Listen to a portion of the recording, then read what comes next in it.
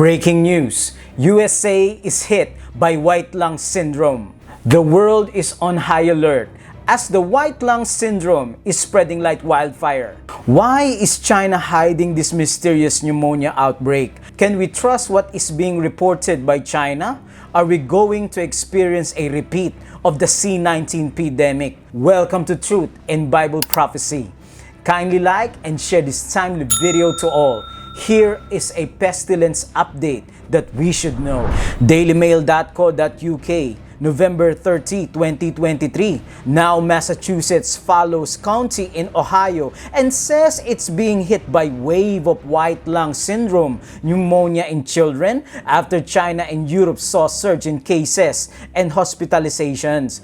Doctors in parts of Massachusetts and Ohio are reporting a spike in child pneumonia cases similar to the outbreak spreading in China and parts of Europe. In Warren County, just 30 miles outside Cincinnati, there have been 142 pediatric cases of the condition, dubbed white lung syndrome. Health officials there describe that figure as extremely high. Patients in the county, which is home to around 200,000 people, have tested positive for Mycoplasma pneumoniae, a bacterial lung infection for which some antibiotics are useless. The average age of patients is 8, though some are young as 3. There are several theories, one of which is that children's immunity have been weakened by lockdowns, mask wearing, and school closures during the pandemic, leaving them more vulnerable to seasonal illnesses. It added as we approach the holiday season, when many of us will be gathering together with family and friends. Please remember to take necessary precautions to protect your health. The above pictures show a lung that has a white lung syndrome, which is diagnosed via the white spots or opaque areas in the lungs. Hindustan Times reports, what is white lung syndrome? Mysterious pneumonia fast-striking children. November 30, 2023. Not only is this above the county average, it also meets the Ohio Department of Health definition of an outbreak, says the officials last Wednesday. There are concerns that an American outbreak of the virus that has overrun Chinese hospitals may occur due to the transition of cases. Numerous European nations are facing comparable predicaments, Newsweek.com says.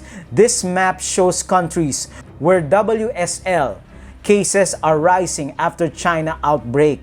Another country, the Netherlands, has reported a concerning rise in pneumonia cases among children following an outbreak of the illness in China. Illnesses have been surging in northern China, particularly among children. It has sparked speculation of a new pandemic threat 4 years after COVID-19 first emerged in the country. Keeping a firm tab on the developments, the Indian government has initiated a review of the preparedness measures. At least 6 Indian states are on alert: Rajasthan, Karnataka, Gujarat, Uttarakhand, Haryana and Tamil Nadu.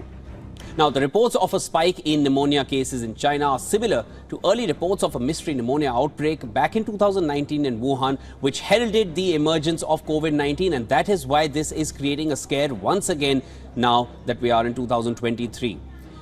3 districts of the Indian state of Uttarakhand share land borders with China. The state has directed officials to step up surveillance. The Indian state of Karnataka has also put its healthcare infrastructure on alert. At least 4 other Indian states are also on alert here. Last week, the World Health Organization requested more information from China about children suffering from undiagnosed pneumonia. The WHO repeatedly criticized Beijing for a lack of transparency throughout the COVID pandemic. Many parts of China have been hit by the surprising surge in respiratory illnesses, which have particularly affected children. Northern provinces in China have experienced a jump in flu-like illnesses for 5 weeks straight since mid-October. The ailments have strained China's hospital and are reminiscent of the C virus outbreak, which originated in Wuhan in December 2019. The rise in cases has spurred several other countries like Taiwan, India, and Vietnam to take preventive measures such as assessing their public health systems and ensuring there's a supply of personal protective equipment and medication on hand. BusinessStandard.com says Indian states health departments on alert as China pneumonia cases spike. Amid the rising cases of pneumonia and white lung syndrome in neighboring China, several states in India are on alert. States like Haryana, Tamil Nadu, Kerala, Uttarakhand, Rajasthan, and Karnataka have asked hospitals and healthcare staff to be vigilant in handling any spike in respiratory illnesses. Focus Taiwan says, Taiwan on alert for mycoplasma pneumonia risk following China outbreak. The question for us believers is, should we live in fear? Pestilence is mentioned 47 times in the Bible. God uses pestilence sometimes as for judgment, for protection of His people, and to test the faith of His believers. Isaiah 33 verse 16 says, He will dwell on high. His place of defense will be the fortress of rocks. Bread will be given Him. His water will be sure.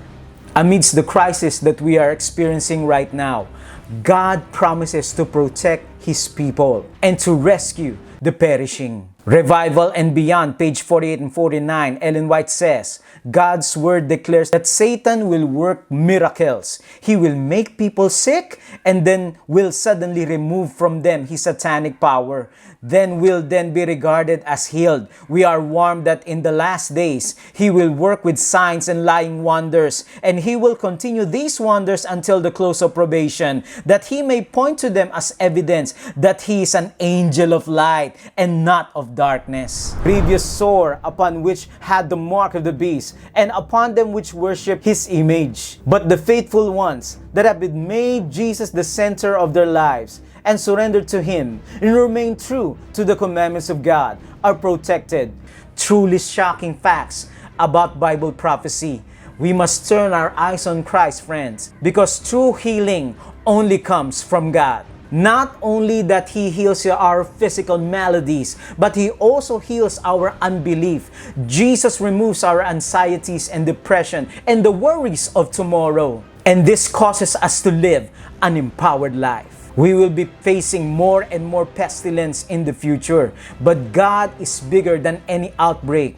God is bigger than any cancer, heart disease, or any illness that you can think of. Do you accept Christ as the only source of confidence and healing in the final days?